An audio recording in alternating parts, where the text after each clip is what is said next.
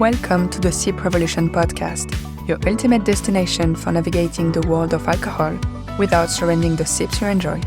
I'm your host, Salome, and I'm passionate about helping you reclaim control over your drinking. In this podcast, we're on a mission to equip you with practical, science-backed strategies that will help you transform your relationship with alcohol on your own terms. We will also uncover how society and the film industry often normalize and romanticize alcohol and the profound impact this has on our physiology and psychology. And we'll dig into the nitty-gritty of how alcohol affects your brain, both physically and mentally. So whether you're trying to cut back, moderate your intake, or simply gain a better understanding of your drinking habits, the Sip Revolution podcast is your partner in crime on this life-changing journey. So let's start this adventure together. Grab your favorite drink, or not, settle in, and let's sip our way to a healthier and wiser relationship with alcohol. Cheers to a new perspective on sipping. Hello and welcome. Happy New Year. I'm so happy that you're here today to talk about this very trendy topic that is dry January.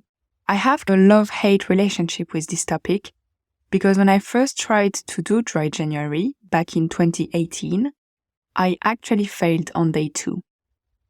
I was very motivated. I thought I was ready for it, but I had to get a drink on day 2. I was shocked. I was not expecting that. I am a hard worker and a perfectionist, so usually when I decide to do something, I achieve the goal no matter what. So when I failed, I felt quite overwhelmed and frightened by this. However, when taking a step back, what I realized is that I failed to plan. I went into this challenge without even thinking about what it would mean for me, for my brain, for my routine. And I think this is one of the main reasons why I failed. So I gathered some tips that will be useful for you if you are doing dry January this year. You can take what resonates with you, and I hope this will help you have a successful and positive dry January experience. My first tip is to define your why. Why do you want to do dry January? It could be plenty of reasons. It could be that you want to improve your sleep, that you want to take a break after a heavy Christmas holiday. It could be that some of your friends are doing it and you want to do it with them. It could really be anything. Write down these reasons and keep the list somewhere accessible, where you can read it often. My second tip is to set your own pace. Even though it's called dry January, it doesn't have to be all or nothing. If the idea of a full month without drinking sounds overwhelming to you, think about what other goal you could achieve that still fit the purpose of decreasing your alcohol intake, but that feels achievable. It could be 3 alcohol-free days a week. It could be drinking only on weekends. Find something that feels good for you, maybe a little challenging, but most importantly, that feels doable. My third tip is to have a buddy. Find someone, either a friend or a family member, or it could also be a stranger on the internet. Find someone who is also doing dry January, so you can have this extra support and commitment on a daily basis. It can really help to have someone who shares the same experience as you and who you can talk to about what you're going through. My fourth tip is to go public. Just tell everybody around you that you're doing dry January. It will bring a higher sense of commitment into this challenge. Also, dry January is super trendy. A lot of people are talking about it, so you most likely won't get any personal question like, why are you not drinking? Or this kind of stuff that can be sometimes a bit overwhelming when you try to take a break from alcohol. My tip number 5 is to keep a busy schedule. Fill your calendar with non-drinking activities. It could be exercising, exploring a new hobby, or driving to a new town next to where you live. Think about things that will keep you busy, but that don't involve alcohol. Tip number 6 is to fill up your fridge with a lot of soft drinks. Stock up your fridge on more than just Coke and lemonade that are a bit boring. You can explore adult soft drink options. There are plenty now. It could be alcohol-free beers, alcohol-free spirits, CBD drinks, iced tea, flavored sparkling water. Have fun exploring. Tip number 7 is to treat yourself. A lot of people use alcohol as a reward after a hard day at work or after a busy week.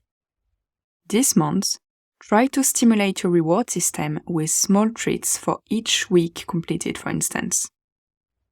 It could be a new makeup product, a sweet treat on your way back from work, or a little fun accessory.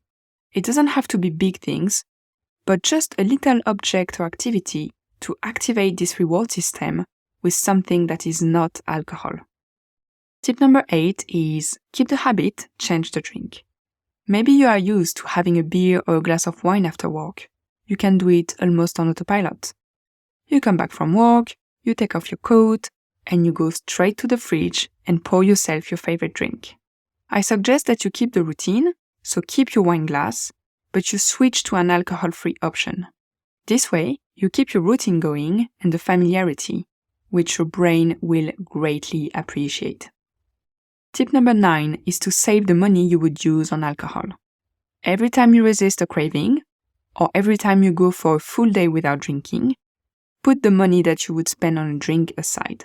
Make it somewhere visible, if possible in cash, so that you can watch this little saving pot grow, and it can be a reminder of your achievement. My last tip is to do it together. Join me for Dry January on Facebook, so we can support each other and share our best tips. The link of the group will be in the show notes. I hope you enjoyed this episode and you got some useful tips for a successful Dry January. I gathered all these tips in a PDF that you can download in the show notes. Before we wrap up, I just wanted to add something. If Dry January didn't go as planned, if you had a drink on one day or more, or if you didn't hit your goal, that's okay. First of all, I'm so proud of you for giving this a shot and challenging yourself. If you didn't hit your goal, know that it's not about your motivation. It's mostly about your brain chemistry.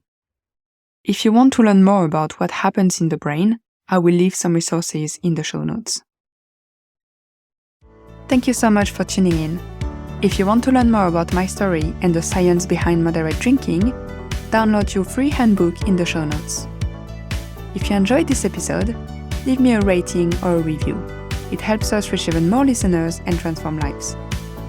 I'll see you next time on the Sleep Revolution podcast.